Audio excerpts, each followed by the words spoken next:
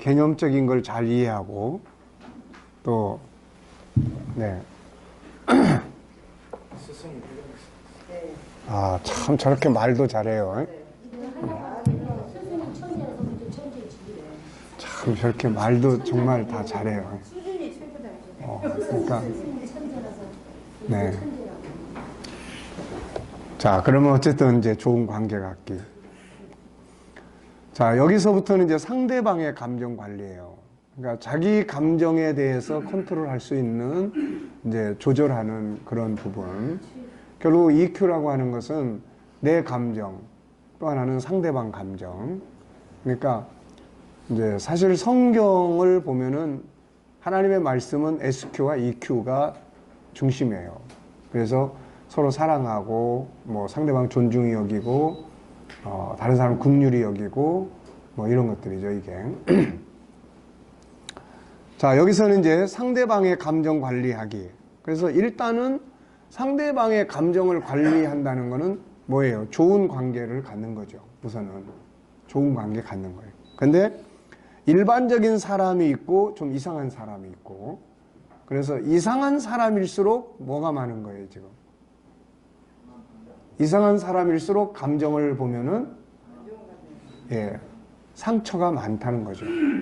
그러니까 좀 이상하게 행동한다 그러면 아, 뭔가 아픈 상처가 많은 사람이다 라고 생각을 하고 접근을 해야 돼요, 이제. 네. 그러니까 평범한 사람들과의 관계를 갖는 것도 이제 중요하고, 특히 이제 이상한 사람들하고의 부딪혔을 때 과연 우리가 어떻게 이제 내 감정을 조절하고 그 사람의 감정을 이해하면서 감정의 욕구, 뭔가 원하는 것이 안 되니까 이제 그런 이상한 사람의 모습을 보여주니까, 그러니까 이제 예수님은 우리 인간은 이상한 사람을 보면은 거리를 더 두려고 하지만 예수님만은 이상한 사람을 볼수록 더 불쌍한 거죠, 이게. 네. 그러니까 그런 사람들을 예수님은 찾아다닌 거예요. 소위 말하면 이상한 사람들을 찾아다닌 겁니다, 이게. 네. 참 사람을 바꾸고 사람을 치유한다는 거, 변화를 시킨다는 거, 참 엄청난 네, 이 내용이죠, 이게. 자, 좋은 관계 갖기 위해서 12가지 방법. 예, 이거는 우리가 어디에 나오는 이야기입니까? 이거 어디서 나온 이야기예요?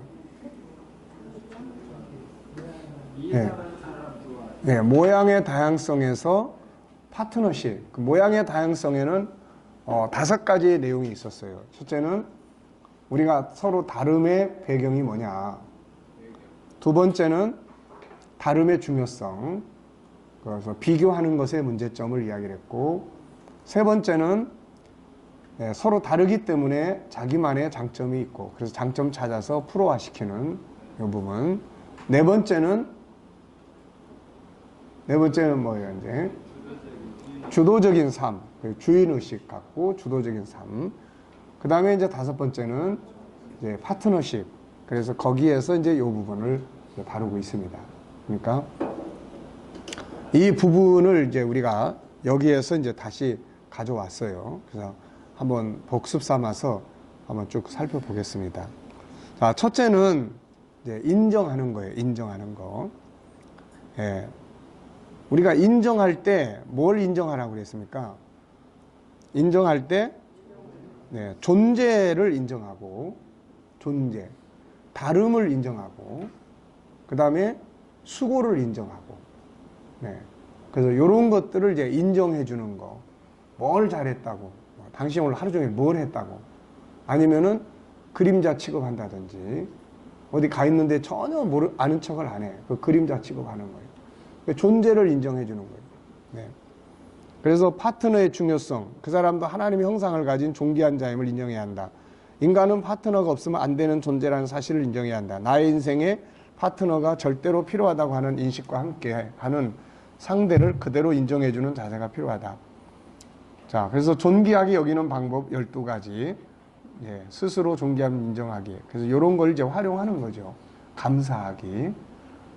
옆에 있어서 항상 감사하다라는 표현도 한다면 굉장히 기분 좋은 이야기죠. 뭐 예의 지키는 거, 그 사람을 인정해 주는 거, 다름, 존재, 수고, 그 다음에 이해해 주는 거, 소중히 여기고 중요하게 여기는 거예요. 활용해 주는 거죠.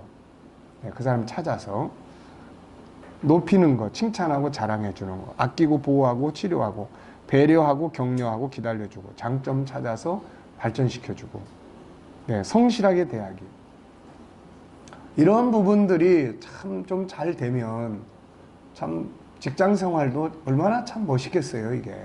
근데 막 참 이런 훈련들이 안 되다 보니까 모이는 곳곳마다 트러블이 생기는 거예요, 이게. 기술 좋고 열심히 해서 직장을 갔는데 상사가 갑질이나 하고 이런 경우들, 이게. 막 그러니까 이게 삶이 막 망가지는 거예요. 결국 그런 사람들이 모이는 가정도 고통스러운 거고.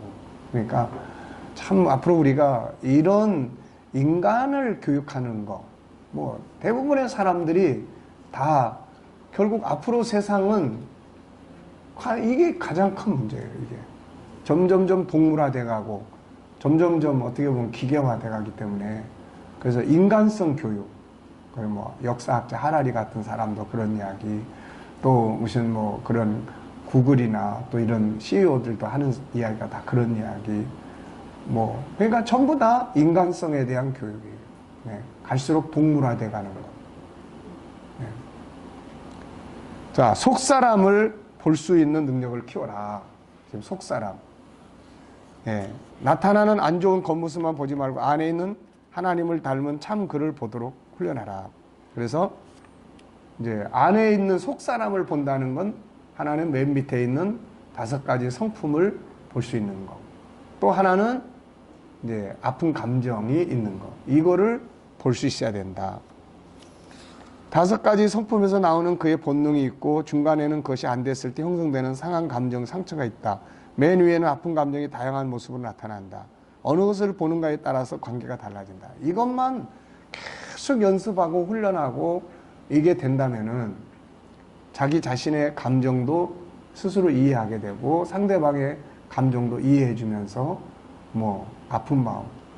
요즘에 우리 아이들이 이런 교육이나 훈련이 전혀 안 되다 보니까 학교나 이런 데 가서 힘없는 애들 왕따시키고, 이 왕따 문화가 이제 교회 안에까지 들어와 있는 거예요, 이게.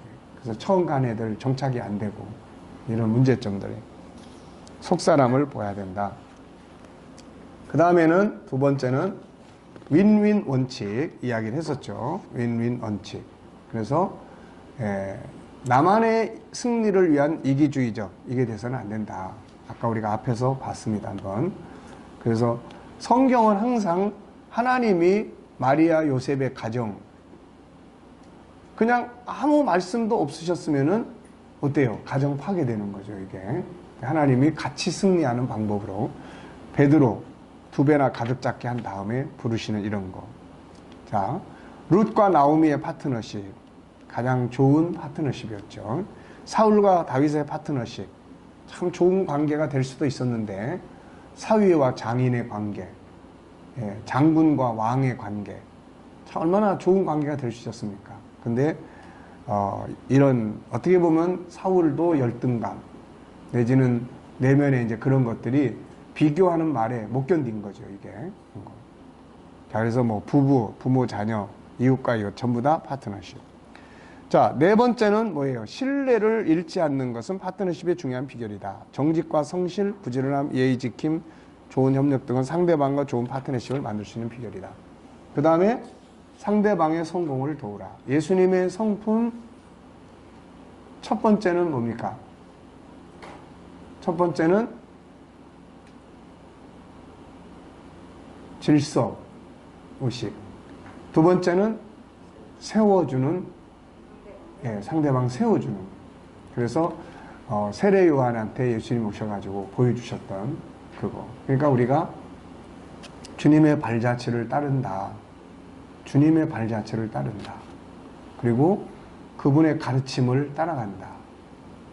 제가 올해는 여기에 많은 역점을 두고 교인들에게 설교를 하고 있는데, 마태복음을 그대로 가면서 예수님의 발자취를 찾아보고 또 그분이 남기신 가르침을 하나씩 살펴보고, 그게 이제 우리들의 생활 속에서 이제 만들어지는 거죠. 이게 사라져야 되는 거예요. 예수님의 발자취. 우리 어렸을 때 많이 불렀던 찬양이 뭡니까? 주의 발자취를 따르니. 우리 지금 새로 나온 찬송가에도 있더라고요. 그 뒤에. 주의 발자취를 따르니 어찌 기쁜 일이 아닌가. 네. 그러니까 그분의 남긴 발자취. 그러니까 세례요한 앞에 주님이 오셔서 남긴 발자취들이 있어요. 그게 뭡니까? 질서 지키시는 거. 그 다음에 또 세례요한을 세워주는 거예요. 이게. 이런 것들이 바로 그분이 남긴 발자취예요. 그러니까 우리가 그 발자취를 따라가는 거예요. 예수 안에 들어와 있으면서 내가 길이라고 그랬는데 그분이 걸어가신 그 발자취 안 따라가고 딴 길로 가. 예수 안에 있으면서. 그럼 방황하는 거죠, 이게. 그래서 가장 최고의 보물. 네. 아까 이야기하다 말했지만은 사도 바울이 예수에게서 발견한 보물. 처음에는 치워버려야 될 길거리의 돌멩이였어요. 바울에게 예수는. 그래서 예수 믿는 사람들 목당 다 제거하려고 했던 거고, 나중에 예수를 딱 만나고 발견하고 보니까 치워야 될 돌이 아니고 생명을 바쳐서 얻어야 될 보물이라는 걸 알게 됐죠. 그러면 그가 예수에게서 발견한 보물의 특징. 첫째는 예수는 하나님이라는 거예요. 네, 하나님. 그 다음에 예수 안에는 인간이 가장 행복하고 가장 성공적으로 살아갈 수 있는 삶의 길이 있는 거예요. 길. 그분이 남긴 발자취, 그분이 남기신 말씀, 이런 거 하나하나는 인생을 행복하고, 예수님이 살아가신 그런 삶의 이런 내용들이 일반 리더십이나 이런 책들 쓰고 다 인용해서 이 사람들이 다 써먹고 있어요, 이걸. 근데 우리 그리스도인들만 그런 걸 잘 몰라요. 네. 그래서, 그리고 예수 그리스도 안에는 뭐가 있습니까, 이제? 그분의 길이 있고, 그분의 십자가가 있어요. 그래서 십자가를 볼 때 그 안에 들어있는 하나님의 사랑, 예수 그리스도의 희생과 헌신, 그분의 아픔, 그분의 눈물, 우리의 영광, 내가 짊어지고 가야 될 십자가, 이런 걸 이제 볼 수 있어야 되는 거예요. 십자가를 볼 때. 그리고 이제 그 다음에는 뭐가 있습니까? 이제 그분의 안에는 그분의 나라가 있어요. 세상 나라하고 전혀 다른 그분의 나라. 그리고 그분이 가장 중요한 것은 과거에 있었던 역사적 인물이 아니라 지금 살아계셔서 우리와 같이 소통할 수 있는 분이라는 거. 이런 것들이 바울이 발견한 보물이에요. 그래서 바울은 고린도서 4장에서 내 안에 보배가 있다. 질그릇 속에 보배가 있다. 골로새 2장에서도 예수 안에는 온갖 지혜의 보물이 있다. 네. 그래서 그분이 걸어가신 발자취를 따라하는 거예요. 그 중에 하나가 이제 상대방의 성공을 도와주는 거죠. 돕는 거예요. 이것이 사회에서 사람을 감동하는 리더십이라는 책 속에서도 아주 강하게 설명되고 있는 성공의 비결입니다. 이게 성공의 비결. 다름을 인정하라. 예, 그 사람의 존재, 다름, 나와 다른 그의 생각, 비교 금지. 상대를 제3자와 비교하는 건 그를 비하하고 멸시하는 행동이며 결국 관계를 파괴시키게 된다. 단점보다는 장점을 찾아라. 못하는 부분을 보고 화내지 말고 잘하는 부분을 보고 격려하라. 상대의 장점을 찾아 인정하고 칭찬하며 개발하도록 돕는 것은 좋은 파트너십의 비결이다. 누구든지 단점만 지적하기 시작하면 멀어지고 장점을 찾기 시작하면 가까워진다. 이해와 용납, 기다림, 약점 담당, 실수를 용납할 수 있어야 하고 상대방의 스타일을 이해하는 것이 중요하고 그의 속사정을 이해하고 그의 발전을 기다려줄 수 있어야 한다. 상대방의 약한 부분을 비판하고 책망하고 지적하지 말고 약점을 담당해봐라. 관계를 끝내고 싶으면 단점만 지적하고 관계를 좋게 하고 싶으면 좋은 점만 찾아라. 칭찬과 격려, 수고에 감사, 그의 수고를 인정하고 감사하며 단점보다는 좋은 점, 잘하는 점, 애쓰는 점을 찾아 칭찬하고 감사하며 격려하라. 잘못된 부분이 있으면 머뭇거리지 말고 신속하게 사과하라. 책망과 훈계는 존중함으로 5대1의 원칙, 칭찬을 5번 하고 1번 책망하고도 이야기를 하죠. 이렇게는 못해도 그 사람의 잘하는 부분을 인정하고 칭찬하면서 잘못된 부분을 지적해야 되는 거죠. 사도 바울은 항상 상대방의 문제를 지적하기 전에 먼저 상대방의 좋은 점들을 찾아서 말하고 감사했죠. 그게 그의 편지 쓰는 순서였어요. 항상 고린도전서, 뭐 데살로니가전서, 데살로니가후서, 또 뭐 골로새서, 빌립보서, 뭐 에베소서 할 것 없이 항상 앞부분에는 그들로 인한 감사의 뜻을 전해요. 그 다음에 업무는 냉정하고 인격은 존중하고. 네. 업무를 그냥 흐지부지하게 내비두면 이건 공동체가 와해되는 거죠.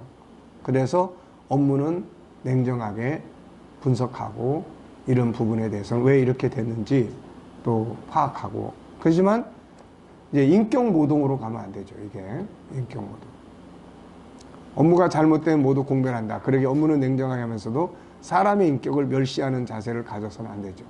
그래서 우리가 훈계할 때도 그 사건 자체만을 가지고 이야기를 해야지 과거에 잘못했던 거 그것도 끌고 오고 미래가 걱정된다. 미래까지 끌고 오고 또 부모가 도대체 누구냐 도대체 어떻게 교육받았길래 그러냐 부모까지 끌고 오고 막 이제 이렇게 되면은 이제 아주 안 되는 거죠.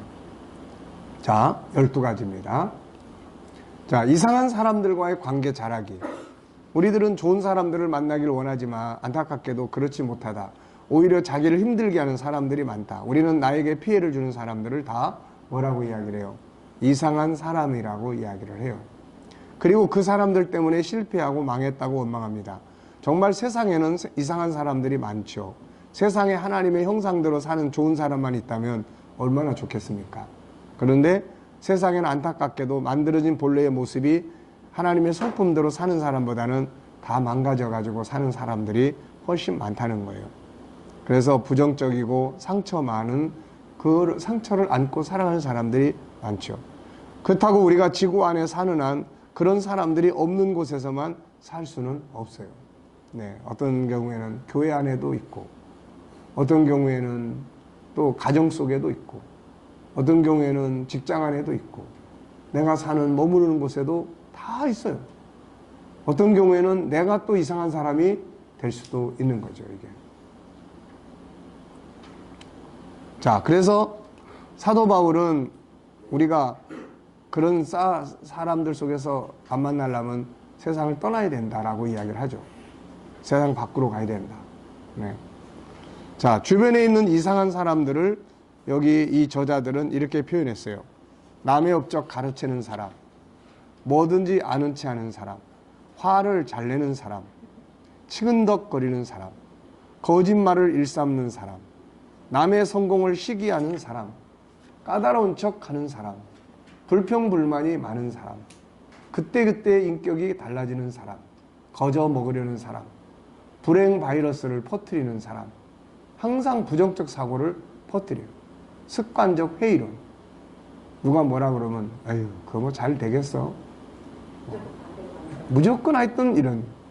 또 긍정을 강요하는 사람. 심각하게 받아들여야 되는데 다 잘 될 거야. 괜찮아. 그냥 아무렇지도 않게 넘어가요. 공부 하나도 안 해놓고 뭐 시험 다 잘 될 거야. 그리고 지나가. 네, 이런 거예요. 그런데 이 저자는 맨 마지막 주제로 이렇게 정리하죠. 나도 누군가에게는 이상한 사람이 될 수 있다. 자, 자가진단, 나의 인간관계 되돌아보기. 자, 어떠세요? 여러분들은 자기가 자기를 볼 때 어떤 사람으로 보여요? 난 내가 봐도 내가 이상한 사람인 것 같아. 이렇게 느껴집니까? 아니면은 나는 참 좋은 사람인데 저 사람들이 나를 왜 저렇게 대해? 네. 아주 재밌는 이야기죠. 실제로 나도 어떤 사람에게 이상한 사람이라는 소리를 들을 때가 있죠. 예. 저도 여러분들한테는 참 좋은 선생님 이렇게 할 수 있을지 모르지만은 네, 어떤 사람한테는 참 저 김성길 목사는 진짜 이해할 수 없는 이상한 사람이야. 네, 이상한 사람이 되는 경우도 많이 있습니다. 자, 여기 또 최강선 씨라는 사람이 설명한 이상한 사람이에요. 감정에 휘둘리기를 잘하는 사람, 허세를 많이 부리는 사람, 남에게 기대려고만 하는 사람, 또 빈대 타입, 푸념을 늘어놓는 읍소 타입, 결단을 못 내리는 우유부단한 사람, 헛소문을 내는 험담가, 밀어붙이기만 하는 땡크 타입, 트집만 잡는 저격수 타입, 선량한 돌부처 같은 사람, 매사에 큰소리치는 자신감, 과잉 타입, 좋은 핑계에만 집착하는 사람, 실수를 못 봐넘기는 비평가 타입. 내 주변에는 이런 사람들이 없는가? 이런 사람들 때문에 힘들진 않는가? 아니면 내가 이런 사람이 되고 있지는 않는가? 문제는 이런 사람들이 어디 가나 다 있다는 거예요. 이게. 네. 김제가도 있고 전주가도 있고 서울가도 있고, 저 이북 가면 더 이상한 사람이 있지. 네. 바울 사도는 이런 사람을 피하려거든 세상을 떠나야 한다고 말한다.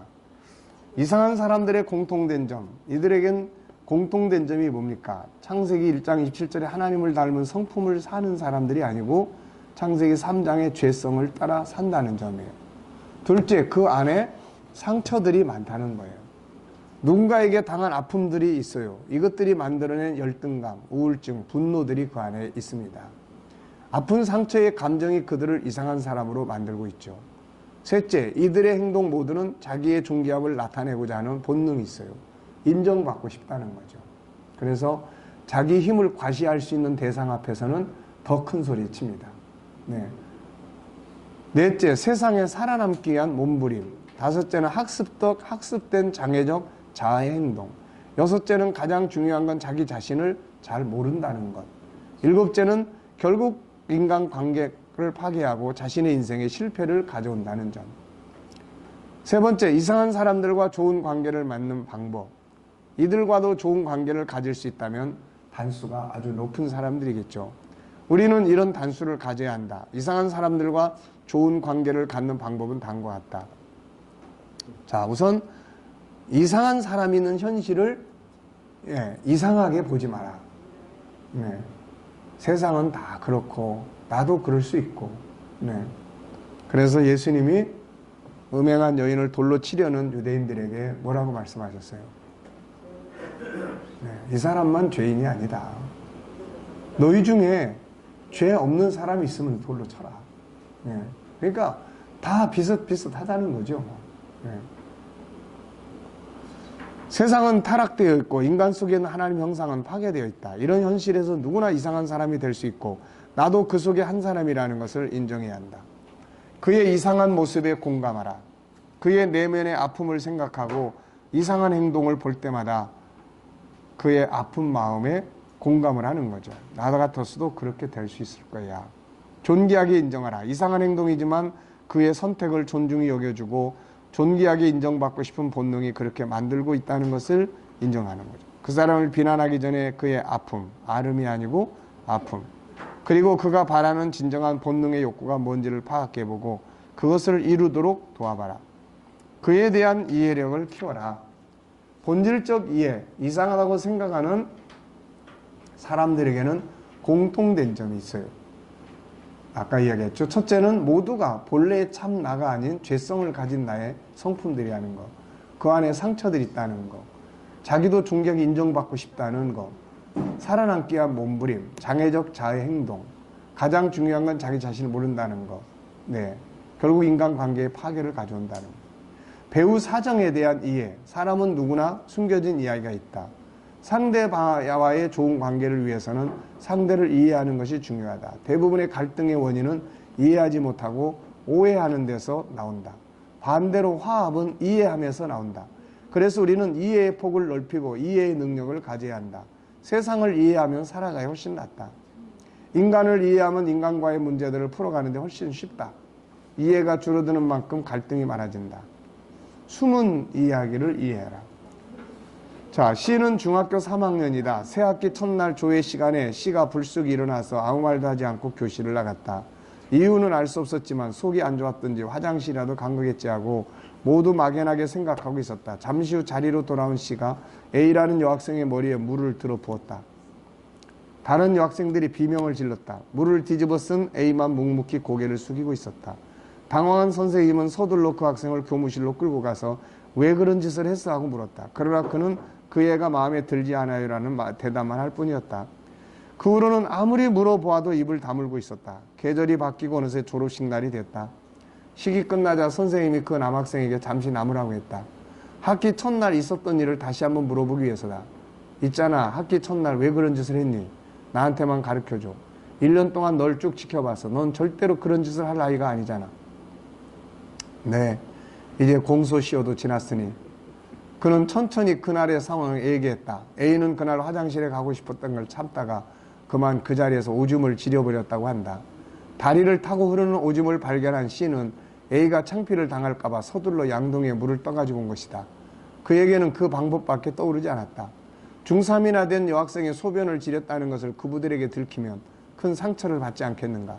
그래서 차라리 자기가 나쁜 애가 되는 게 낫겠다고 생각한 것이다. 그 남학생의 말을 듣고 선생님은 몇 번이나 고개를 끄덕였다. 눈물을 가득 머금고서. 다른 사람의 체면을 지켜주기 위한 배려심, 참으로 존경받을 만한 일이다. 그러니까 숨은 사건이 있는 거죠. 이걸 몰랐을 때는 선생님이 이 아이를 불량아로 보는 거죠. 불량아. 네, 이상한 아이로. 근데 내용을 딱 알고 나는 순간 이건 뭐 엄청난 감동을 주는 이야기죠, 이게. 자, 전철안의 이야기 또 나왔습니다. 자, 넘어가겠어요. 자, 인간 이해의 달인 예수님. 인간 이해에 있어서 예수님보다 더 달인이 있을까? 없다. 그렇다면 어떻게 그분은 인간 이해의 달인이었을까? 이유는 간단하다. 그분은 사람을 잘 아시기 때문이다. 요한복음 8장 2절 11절 음행하다 붙드는 여인이 있었다. 주변에 그를 죽여야 한다고 흥분한 사람들이 돌을 들어 치려고 하고 있었고, 그런데 이때 예수님은 흥분한 군중들을 돌려보내시고 주님 자신도 그녀를 정죄하지 않고 다시 삶의 기회를 주어 돌려보낸 내용이다. 어떻게 한쪽은 돌을 들어 죽이려 흥분하고 한쪽은 그녀를 살려보낸 것일까? 그 군중들은 그것은 나타난 그 여자 현실을 봤고 예수님은 여인 안에 있는 본질을 보셨기 때문이다. 무엇을 보고 이해하는가에 따라서 죽이는 자가 되기도 하고 살리는 자가 되기도 한다. 예수님이 그 여인에 대해 이해한 건 두 가지다. 첫째, 먼저 상대방 역시 존귀함의 본능을 가지고 있다는 걸 이해하고 계셨다. 이미 알고 있는 대로 사람 속에 하나님의 5가지 성품이 있고 이것은 다음과 같은 본능으로 나타난다. 자신도 존귀하게 인정받고 싶어하고 누군가에게 존중을 받고 싶어하고 자기 재능을 인정받고 싶어하고 다른 사람보다 더 좋은 자리, 더 좋은 것들을 갖고 싶어하고 누구에게도 상처받고 싶지 않고 자유하고 싶은 마음, 자기 생각, 자기 의견을 존중히 여김받고 싶어하고 누구보다 완벽하고 좋은 사람이고 싶어하고 누군가로부터 사랑받고 인정받고 싶어하죠. 이 여인 역시 같은 본능을 가지고 있었다. 그런데 현실은 그걸 이룰 수가 없었던 거죠. 둘째는 현실의 상황이 벌어지기까지 수많은 상처와 아픔이 있다는 것을 이해했다. 현실은 어떤가? 이상한 사람이 되어 있다. 사람들은 현실 보고 그 사람 멀리하려고 하고 손가락질하고 돌 들어 치려고 한다. 그 존귀한 사람이 존귀하게 인정받고 싶어하는 본능이 무참하게도 짓밟혀온 과정을 누구도 이해해주지 않는 거죠. 그 안에는 이미 창세기 3장으로부터 망가진 부정적 자아가 들어있고 태아로부터 상처받고 성장하면서 상처받고 주변으로 또 무시당하고 살아온 삶의 과정이 있고 이 속에서 만들어진 열등감, 기피증, 우울증들이 현재 그를 뭘로 만들어놨어요? 이상한 사람으로 행동하게 만들어버린 거예요. 살아남기 위해서 몸부림치고 자기 방어하면서 학습되어버린 습관이 있고 아름다운 본능들을 펼칠 수 있는 수많은 환경의 장애물들이 그 앞에 가로막고 있고 더 큰 문제는 누구로부터도 진정한 자아가 뭔지를 듣고 배워본 일이 없다는 거죠. 오직 홀로 그 외로운 싸움을 싸워온 사람들이라는 거죠. 그래서 결국 돌에 맞아 죽게 되는 불쌍한 인간이 돼버린 겁니다. 예수님은 이걸 이해하고 있는 거예요. 그래서 돌을 들어 던지지 않고 그를 품에 안고 울어줄 수 있었고 그리고 그 안에 있는 소중한 본능을 이루어 보라고 다시 가서 살도록 기회를 준 겁니다. 우리도 이제 이상한 사람이라고 비난하고 던지려 했던 돌을 내려놓고 이해의 자리로 들어가 보자. 그 사람도 존귀한 존재요 소중히 여김을 받아야 할 존재라는 사실을 기억해 주자. 누구보다 장점이 많고 아름답고 존귀한 그의 본성을 기억해 주자. 그리고 그렇게 되기까지 당해오면서 받았을 상처와 아픔을 이해해 주자. 상처와 아픔은 열등감으로, 다양한 분노로, 우울증으로, 대인기피증으로, 때로는 우월감으로 그야말로 이상한 사람으로 나타나게 한 것이라는 걸 이해해 주자. 이걸 이해할 수 있다면 주님이 팔복에서 말씀하신 긍휼히 여기는 자가 있다는, 복이 있다는 말씀을 실천할 수 있을 것이다. 네 번째는 인간을 이해하기 위한 3가지 기본 틀. 모든 사람은 이렇게 가지고 있습니다. 맨 밑에 뭐가 있어요? 본능. 두 번째 뭐 있습니까? 감정. 이것이 이렇게 만들어지는 뭐가 있어요? 장애 요인. 4가지. 첫째는 뭐예요? 죄. 둘째는 습관. 세 번째는 환경과 잘못된 정보. 네 번째는 사람이에요. 자, 가장 깊은 곳에 있는 것으로서 하나님의 5가지 성품대로 살고 싶어 하고, 상한 감정, 본능대로 살고 싶지만 여러 가지 장애, 사람, 경제, 환경 등으로 인해 이루지 못함으로 감정이 상하고 상처가 됨. 현실, 겉으로 나타나는 상태, 분노, 우울증, 대인기피, 절망과 좌절, 무기력, 자기학대, 열등감, 우월감, 자포자기 등. 뭘 보는가에 따라서 관계가 달라진다. 현실을 보면 다투게 되고 미워하게 되고 관계가 안 좋게 된다. 음행한 여인을 돌로 치려던 사람들은 바로 이것을 보았기 때문이다. 그러나 상한 감정을 보면 불쌍한 마음을 갖게 되고 본능을 보면 다시 일어설 수 있도록 돕고 싶어진다. 예수님은 현실을 보신 것이 아니라 상한 감정을 보시고 그 아래에 있는 본능을 보셨다. 그래서 불쌍히 여기시고 다시 기회를 주실 수 있었던 것이다. 자, 영적인 방법, 기도와 해당되는 성구 암송하기. 이상한 사람과 좋은 관계를 맺는 것은 인간의 힘만으로 되는 건 아니다. 여기서 필요한 것이 바로 기도와 거기에 해당되는 말씀을 암송하여 자신의 뇌에 입력을 시켜줘야 한다. 자, 한번 다 같이 읽어보겠습니다. 이상한 사람을 만나거든 이렇게 하시면 돼요. 자, 눈은 눈으로 이는 이로 갚으라 했다는 걸 너희가 들었으나 나는 너에게 이르노니 악한 자를 대적하지 말라. 누구든지 내 오른밤 치거든 왼밤도 돌려대며 또 너를 고발하여 속옷을 가지고자 하는 자에게 겉옷까지도 가지게 하며 또 누구든지 너로 억지로 오리를 가게 하거든 그 사람과 심리를 동행하여 주라.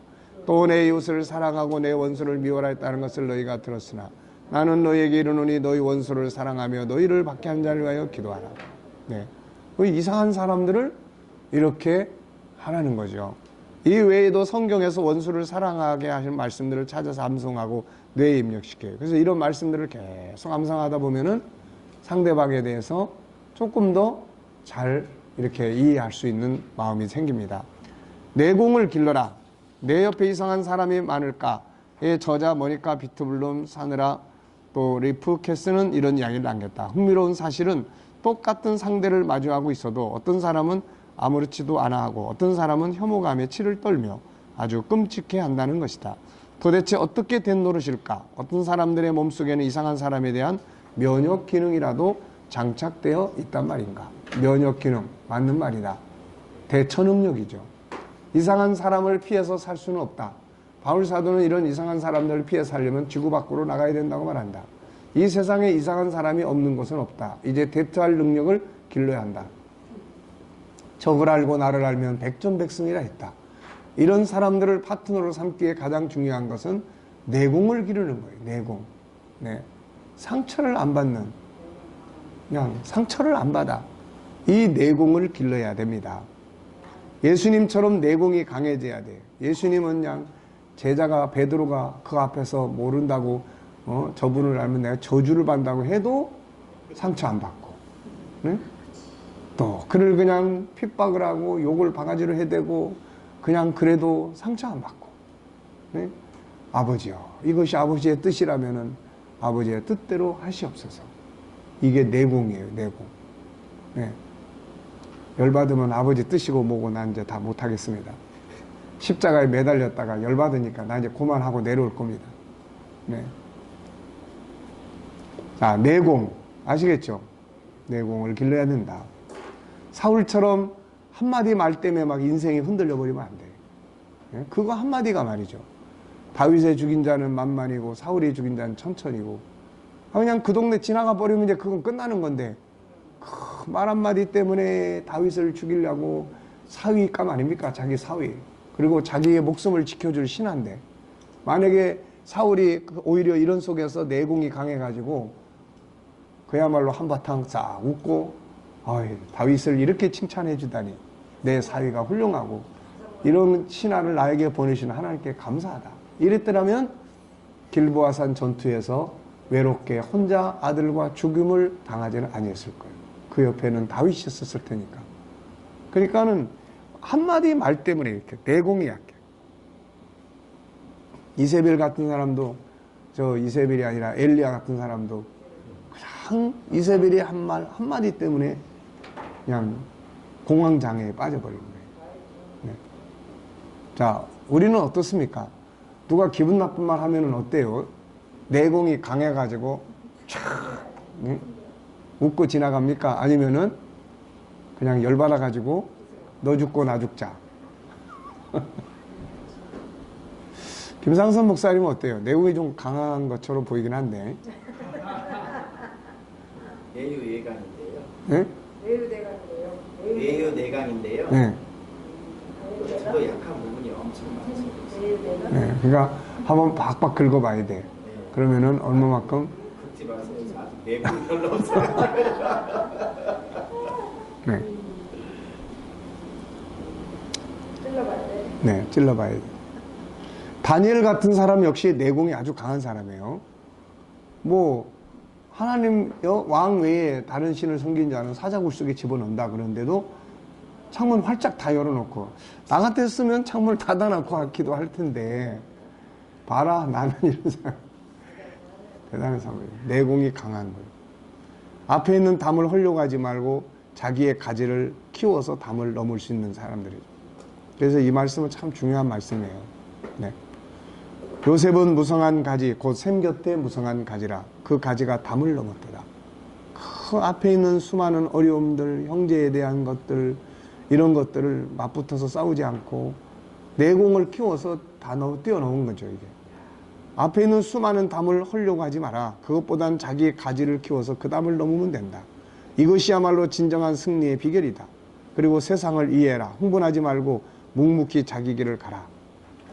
자, 1절, 2절, 3절의 노래입니다. 이게 첫째는 뭐예요? 사람은 다 그렇지 뭐. 2절은 예, 그래서 3절은 그래서 주님만 봐. 네. 누가 무슨 소리를 하거나 말거나 자기 길을 묵묵히 갈 수 있는 사람이 되어야 한다. 이 일을 위해서는 내공이 필요하다. 전도서 7장 21절 사람들이 하는 모든 말에 내 마음을 두지 말라. 그리하면 내 종이 너를 저주하는 걸 듣지 아니하리라. 이걸 계속 외우셔야 돼. 내공을 키우려면 이런 말씀들을 계속 외워야 돼. 계속. 화나지만 웃어 넘길 수 있고 더 나아가서는 그 사람 안에 있는 장점을 찾아내서 감동을 줄 수 있게 하여 내 사람으로 만들어낼 수 있는 내공을 길러야 한다.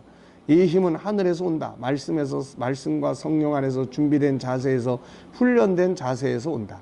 요셉은 그런 사람이었다. 다음의 말씀은 그것을 잘 보여준다. 활 쏘는 자가 그를 학대하며 적개심을 가지고 그를 쏘았으나 요셉의 활은 도리어 굳세며 그의 팔은 힘이 있으니 이는 야곱의 전능자 이스라엘의 반석인 목자의 손을 힘입음이라. 내 아버지의 하나님께로 말미암나니 그가 널 도우실 것이요 전능자로 말미암나니 그가 내게 복을 주실 것이라. 위로 하늘의 복과 아래로 깊은 샘의 복과 젖먹이는 복과 태의 복이 이르다. 결국 이상한 사람들 때문에 망하는 것이 아니라 그들을 대적하는 힘이 약하기 때문에 실패하는 거예요. 요셉 주변에도 이상한 사람들이 얼마나 많았습니까? 우선 가장 가까운 형제들이 이상한 사람들, 진짜 이상한 사람들이에요. 어떻게 자기 동생을 팔아먹습니까? 네?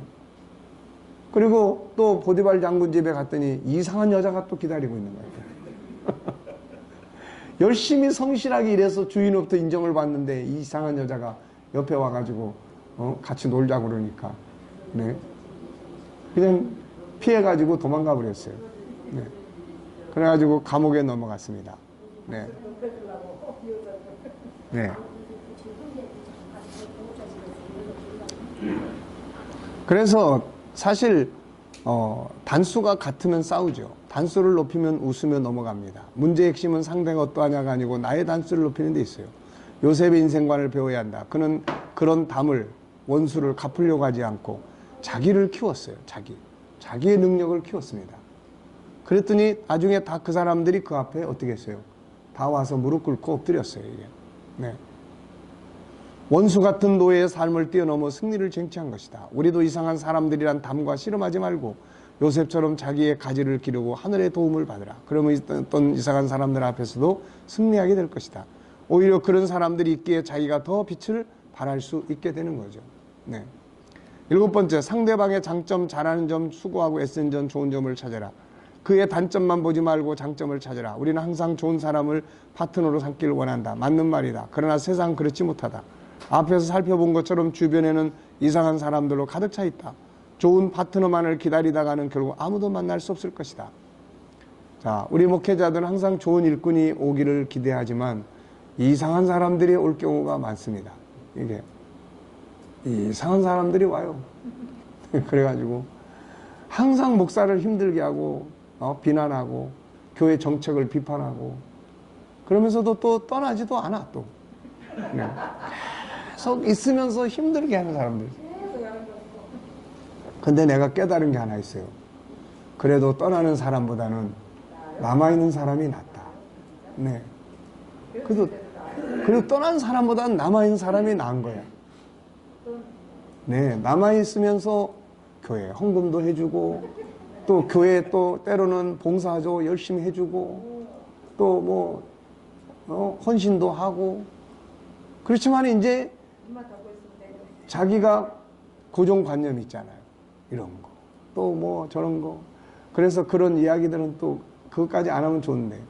그래서 잠언에 보면 그 말씀이 있어요. 소가 없으면 우리는 깨끗하거니와 얻는 것이 소가 있으면 얻는 것이 많다. 어쩌면 이렇게 성경은 진리인지 모르겠어요. 귀찮다고 소를 잡아먹어버리면 네. 그러니까 결국은 이거야. 나를 키우는 거야. 나를 키우는 거야. 뭐라고 해도 네 알겠습니다. 네. 그러면 그러니까 결국은 성도는 목회자의 사랑을 원하기 때문에 내가 강해져서 포용하고 사랑하고 그러면 또 다 그냥 또 좋아져요. 이게. 네. 그러니까 떠나는 사람 백날 어쩌고 저쩌고 해도 떠나는 사람은 소용없어. 그래도 그냥 나를 욕을 해도 옆에 있어서 또 이렇게. 네. 그러니까 이제 어떤 때는 이제 스트레스 받으니까 스트레스 주니까 이제 그 다음에 약도 갖다 주잖아요. 고기도 사다 주고. 그럼 다행이죠. 근데 안 그러고 욕만 하는 사람 진짜. 아이 그래도 보통 다 그렇게 해. 또 홍삼도 사다 주고. 왜냐면 이제 병을 많이 줬으니까. 네. 그래도 그런 분들이 있기 때문에 또 내가 있는 거죠. 목사가 그래서 있는 거예요. 자, 그러니까 이상한 사람이 오거들랑 네. 나를 강화시켜서 그런 사람들을 또 잘 포용하고 그러면 그런 사람들이 또 어떤 때는 막 의리맨이에요. 이렇게.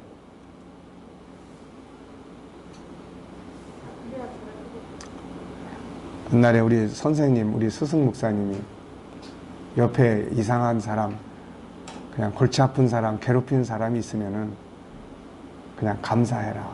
왜냐면은 그 사람이 나가면은 더 센 사람이 온다. 네. 그러니까 하나님께서 지금 훈련시킬 조교를 보내셨는데 이 조교가 싫다고 그러니까 그래? 그러면 더 센 조교 보내줄게. 그게 다 목회 인생의 경험이야. 그게 다 그게 경험이에요. 그러니까 여러분들 옆에서 누가 괴롭히는 사람 있으면 그냥 감사해요. 네, 그러면 이렇게 또 그래도 적당한 조교를 보내주셔서 감사하다고. 네, 그 싫다고 막 싸워서 그냥 또 칼질해가지고 정죄해가지고 막 내보내면은 이제 더 센 조교가 옵니다. 이제. 네. 그냥 육군에서 조교가 있는 좋은데 그 다음에 육군 조교 내보냈더니 공수부대 조교가 와가지고. 자, 그래서 상대방의 장점, 네. 단점만 보지 말고 하여튼 좋은 점을 찾아, 좋은 점. 좋은 점 찾아요. 좋은 점. 누구나 다 있어요. 우리는 항상 좋은 사람을 파트너 삼기 원하지만 세상 그렇지 못해요. 그래서 좋은 파트너만을 기다리다가는 아무도 못 만납니다. 나도 싫어져, 나중엔. 주변에는 아무도 남아있잖아요. 그렇다면 어떻게 하는가? 이상한 사람을 좋은 파트너로 만들 줄 알아야 되죠. 네.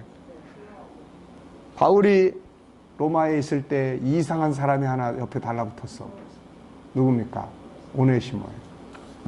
근데 이 사람이 오네시모를 변화시켜버렸잖아요. 네. 무익한 사람이 유익하게 됐다. 참 이게 얼마나 멋진 말인지 모릅니다. 네, 오네시모라는 빌레몬이라는 사람의 집 노예였다. 어느 날 재직 후 도망쳤고 후에 바울을 만났다. 그런데 바울은 이 이상한 사람을 변화시켜버렸다. 그래서 그가 설명한 대로 유익한 자가 무익한 자가 유익한 자로 바뀐 것이다.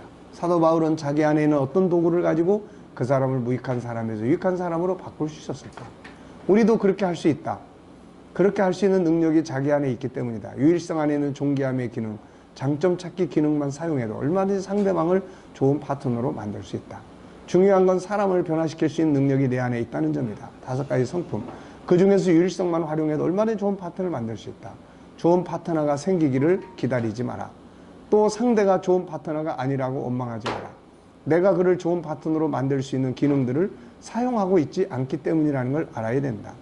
그 중에 하나가 당신 속에는 상대방을 좋은 파트너로 만들 수 있는 능력이 들어있다. 그 중에 하나가 장점 찾기. 세상에 어떤 것도 단점만 있는 것은 없다는 점을 기억하자. 당신도 이렇게 해봐라. 상대방을 원망하고 불평하는 건 아무 도움도 되지 않는다. 대신 그를 변화시켜라. 내게 좋은 파트너를 만들어라. 방법은 간단하다. 당신 안에 있는 5가지 성품의 도구를 사용해라. 그 중에서 유일성의 도구들을 사용해보자. 그리고 어떤 반응이 오는지 지켜보라.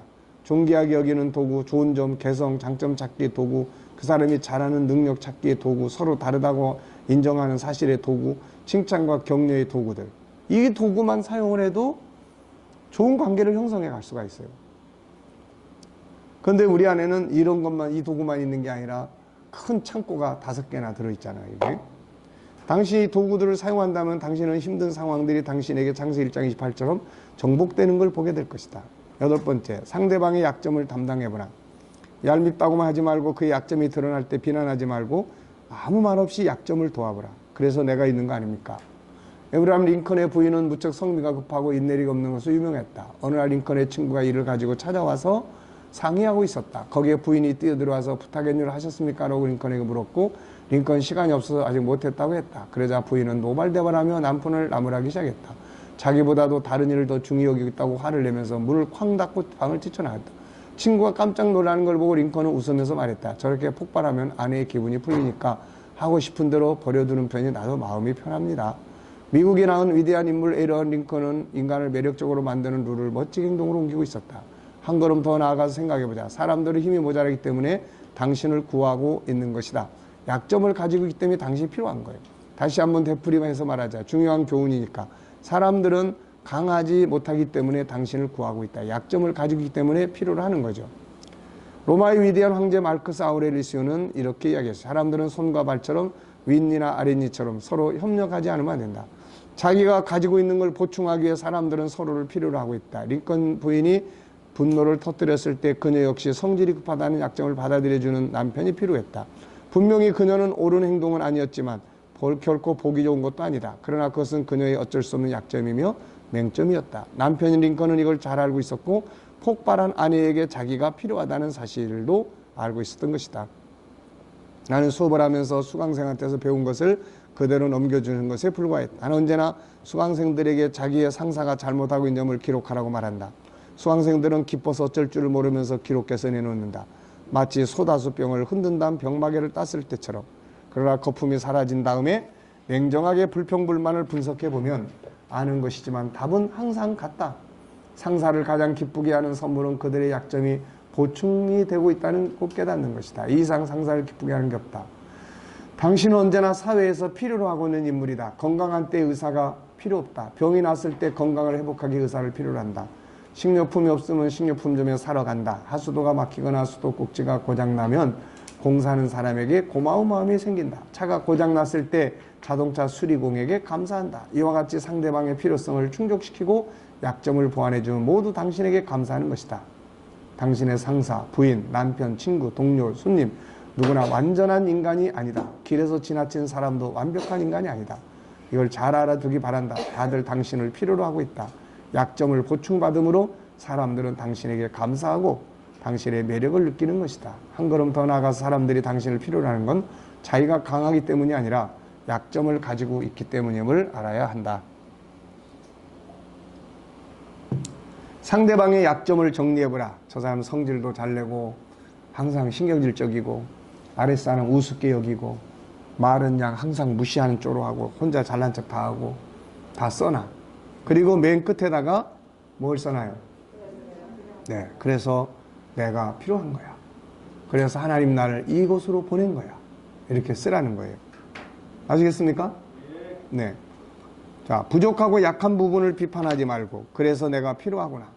네, 부부지간에도 남편의 막 문제점 다 써봐요.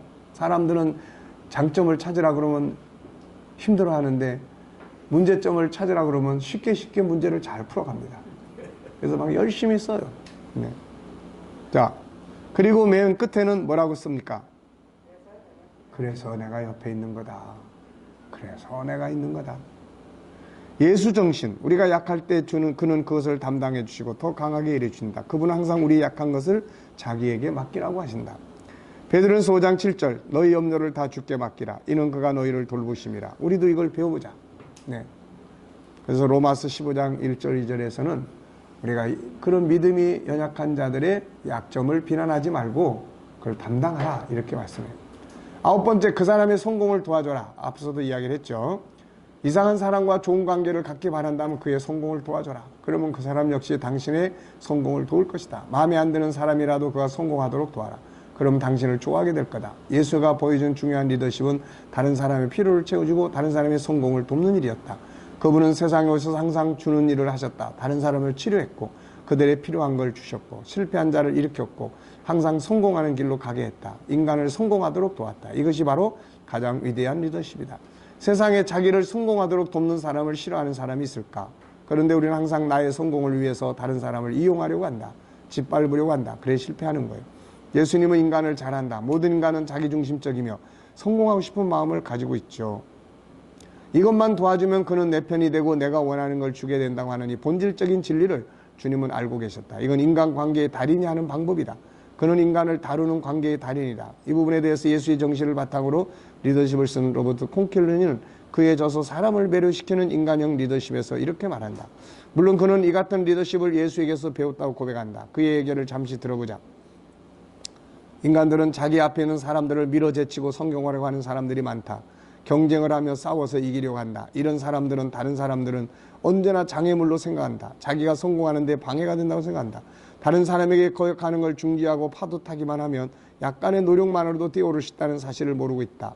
이전에 어떤 중역이 자기 상사가 자기가 상사의 지위를 노리고 있다고 말해준 일이 있다. 그는 이렇게 말했다.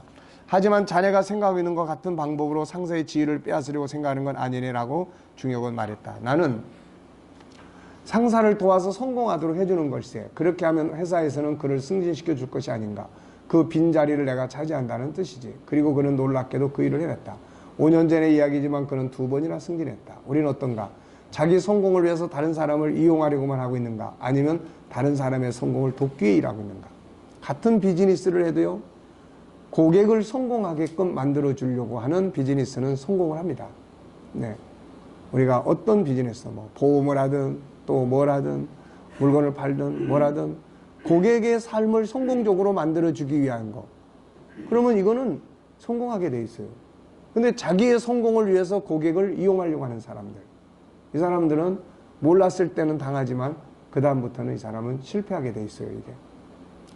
자, 예수님은 베드로를 찾아오셨고 밤새도록 물고기 한 마리를 잡지 못한 그에게 처음부터 사람 낚는 어부가 되라고 하지 않았다. 먼저 그의 성공을 도와주죠. 실패한 그를 먼저 도와 성공자로 세웁니다. 그는 세상에 태어나서 그렇게 많은 고기를 잡아본 일이 없었어요. 예수님 먼저 그의 성공을 도와줬고 그리고 다음에 필요한 부분을 얻었다. 먼저 상대방의 필요를 공급하라. 그가 성공하도록 도와라. 그가 하는 일이 잘 되도록 도와라. 비록 마음에 들지 않다 해도 그가 성공하도록 도와줘라. 애들도 마찬가지죠. 애들이 놀고 있는데 가서 엄마가 야 빨리 와. 그리고 안 와? 잡아가서 끌고 와. 그럼 그냥 애는 속으로 그냥 투덜투덜 하고 그리고 이제 끌려오는 거예요. 그게 아니고 놀고 있는 거 가서 도와줘. 먹을 것도 사다 주고 잘 열심히. 그런 다음에 성공하고 돌아오면은 이야기를 나누는 거예요. 우리는 어렸을 때도 행복하게 살고 싶고 성공하고 싶다고 하면서 항상 자기만의 행복, 자신만의 성공을 위해 산다. 다른 사람의 성공은 생각해 주지 않는다. 행복하고 성공하고 싶다고 하면서 아내의 마음을 짓밟고 남편의 마음을 짓밟는다. 그리고 주변 사람들, 고객들을 이용하려고만 한다. 이건 실패로 가는 지름길이며 불행한 길로 가는 지름길이다. 네, 참 어리석게 사는 사람들이 많아요. 이거 보면. 나 때문에 상처받는 사람이 나에게 행복의 선물을 줄 수 있을까? 나 때문에 이용당했다고 생각하는 사람이 나의 성공을 도와줄 수 있을까? 그래서 예수님은 대접받고 싶으면 먼저 대접을 하라는 말씀을 해요. 마태복음 7장 12절. 그러므로 무엇이든지 어떤 일이든지 남에게 대접을 받고자 하는 대로 너희도 남을 대접하라. 이게 율법이고 선지자라. 예수님은 이것을 잘 아신 분이에요. 그래서 그분이 이 땅에 오셔서 먼저 우리의 성공을 돕습니다. 결과는 어떻습니까? 모든 사람이 그분을 칭송하고 그에게로 돌아가고 있지 않는가. 이게 그분의 성공이다. 예수님의 길은 손해보는 것 같고 다른 사람만을 위한 인생 같은데 사실은 이것이 성공의 길이고 행복의 길이다. 10번째, 그의 본성인 5가지 성품의 본능을 살 수 있도록 도와줘라. 가장 중요한 건 이거다. 이상하다고 생각하는 사람 역시 그 안에는 하나님이 담아주신 그분의 성품이 있죠. 존귀하게 인정받고 싶고 다르게 살고 싶고 사람들에게 높임받고 싶고 다 이런 거예요. 그걸 높여줘요. 그 사람 역시 이걸 살고 싶어하는 본능이 있다. 결국 이것이 여러 가지 장애인을 만나면서 이룰 수 없게 되므로 이상한 사람이 된 것이다. 그러므로 그 사람 속에 들어있는 하나님을 닮은 5가지 성품을 살도록 도와보라. 이것이야말로 가장 위대한 성공이다. 유일성, 인격성, 거룩성, 사랑성, 영혼성 안에 들어있는 소중한 보물들이 살아나도록 그리고 살아가도록 돕는다면 그 사람을 이상한 사람에게서 모두에게 존경받는 유익한 사람으로 바꾸게 될 것이다. 이것이 예수님의 사역이었고 바울 사도의 사역이었다. 자, 우리는 모두 좋은 사람들과 살고 싶고 일하고 싶죠. 그러나 현실은 그렇지 못해. 이상한 사람들을 만나게 되고 그것 때문에 상처받고 고통받습니다. 그렇다고 피할 수도 없어요. 그렇다면 안 좋은 관계를 좋은 관계로 만드는 능력을 기르면 됩니다. 자, 파트너십에 대한 자기의 삶 점검과 복습하기. 나의 파트너십 어떤가? 가정에서 가족과의 관계는 어떤가? 직장에서 상사나 부하 직원, 동료들과의 관계는 어떤가? 이웃과의 관계는 어떤가? 하나님과의 관계는 어떤가? 파트너십이 좋지 않다면 이유는 뭔가? 어느 부분의 파트너와의 관계가 안 좋은가? 이유는 무엇인가? 결과는 어떻게 나타나고 있는가? 어떻게 변화시켜 볼 수 있는지, 파트너십 개선을 위해 무엇을 할 수 있는지 우선적인 것 3가지 적어보자. 파트너십이 좋다면 이유는 뭔가? 어느 부분의 파트너와의 관계가 좋은가? 이유는 무엇이며 결과는 어떻게 나타나는가? 가정, 직장에서의 파트너십 어떤지 생각해보자. 승승의 관계인가? 나만 이기기 위한 승패의 관계인가? 4번째, 이상한 사람들이 주변에 있다면 그들과의 관계는 어떻게 하고 있는가? 카네기 공과대행에 실패한 사람 1만 명을 조사한 결과가 보여주는 의미는 뭔가? 관계가 안 좋으면 실패한다는 거죠. 자, 이 장에서는 2가지 이야기했습니다. 다른 사람의 감정 관리인데 그 감정 관리 잘하기 위해서 먼저 해야 될 거는 좋은 관계를 갖는 거예요. 좋은 관계. 그래서 좋은 관계를 갖기 위한 12가지 방법. 자, 다시 한번 보겠습니다. 뭐예요? 첫째, 네, 인정하는 것. 둘째, 속 사람을 보는 것. 셋째, 윈윈 원칙. 넷째, 신뢰성 쌓기. 5번째, 상대방의 성공 돕기. 6번째, 다름 인정하기. 7번째, 비교 금지. 8번째, 9번째, 이해와 용납 기다림. 약점 담당. 10번째, 칭찬과 격려. 수고에 감사. 11번째, 책망과 훈계는 존중함으로. 12번째, 업무는 냉정하고 인격은 존중함으로. 이렇게 하면은 좋은 관계를 다 가질 수 있어요. 그 다음에 이상한 사람들과의 관계 10가지. 네. 뭡니까? 첫째, 이상한 사람이 있다는 현실을 인정하라. 그의 이상한 모습에 공감하라. 존귀하게 인정하라. 그에 대한 이해력을 키우라. 그 다음에 쭉 넘어가서 영적 방법. 그 다음에 내공을 길러라. 그 다음에 장점, 잘하는 점, 수고하고 애쓰는 점을 자꾸 찾아라. 8번째, 약점을 담당해보라. 그 다음에 9번째, 그 사람의 성공을 도와라. 그 다음에 10번째, 5가지 성품, 본능을 살아할 수 있도록 도와줘라. 인정받고 싶어 하면 어떻게 해요? 인정해주면 돼. 큰 소리 막 쳐. 이건 뭐예요? 예, 자기 우월감을 나타내고 싶어요. 존귀하게 인정받고 싶어. 그러면 인정해주면 되는 거예요, 이게. 에휴, 잘난 척하고 뭐 이게 아니야. 아시겠죠? 네. 자, 이상한 사람들이 가지고 있는 8가지의 특징. 뭐죠? 이상한 사람들이 가지고 있는 특징들이 있는데, 첫째,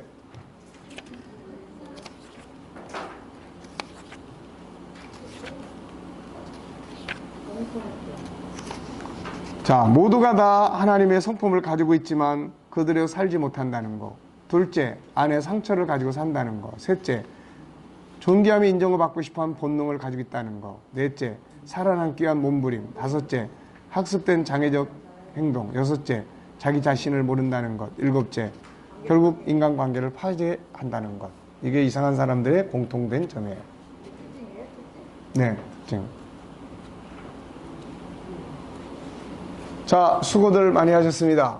오늘 공부는 여기서 마치겠습니다. 감사합니다. 자, 내일